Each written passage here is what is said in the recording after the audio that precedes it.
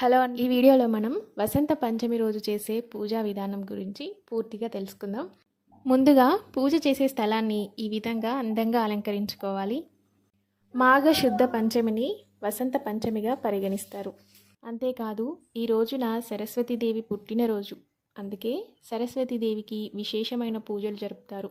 వసంత పంచమినే శ్రీ పంచమి అని కూడా అంటారు. ఈ రోజున అక్షరాభ్యాసం జరిపిస్తే పిల్లలు చాలా తెలివైన వారుగా, విద్యావంతులుగా తయారవుతారు. ఈ విధంగా మన దగ్గర ఉన్న సరస్వతీదేవి ఫోటోని కానీ, విగ్రహాన్ని కానీ నీట్గా శుభ్రం చేసుకొని గంధం కుంకుమతో అలంకరించుకొని పూజలో పెట్టుకోవాలి.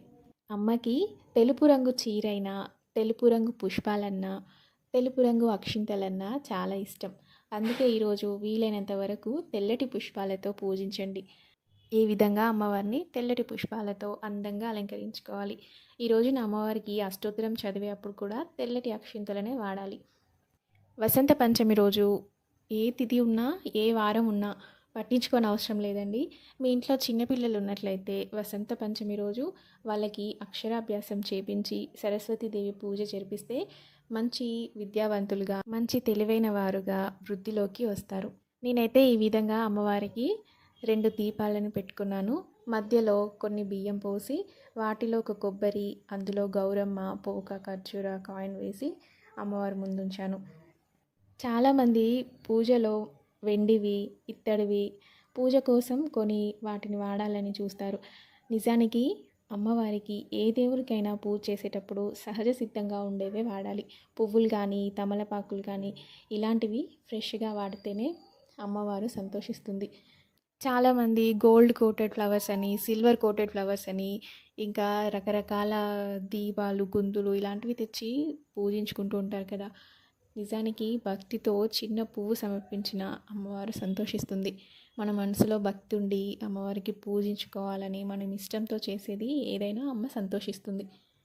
ఇంకా చెప్పాలంటే ఆడంబరాల కన్నా మన మనసులో ఉండే భక్తి ముఖ్యం అనేది నా ఉద్దేశం అండి.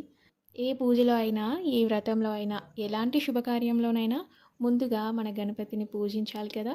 ఈ పూజలో కూడా ముందుగా గణపతి పూజ చేసుకోవాలి. ఎలాంటి ఆటంకాలు, ఎలాంటి విఘ్నాలు జరగకుండా పూజ పూర్తి కావాలని ఆ గణపతిని ముందుగా ఆహ్వానించి షోడశోపచార పూజని పూర్తి చేసుకోవాలి.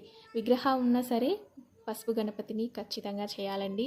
పసుపు గణపతిని చేసి పువ్వులతో అలంకరించుకొని షోడశోపచార పూజ పూర్తి చేయాలి.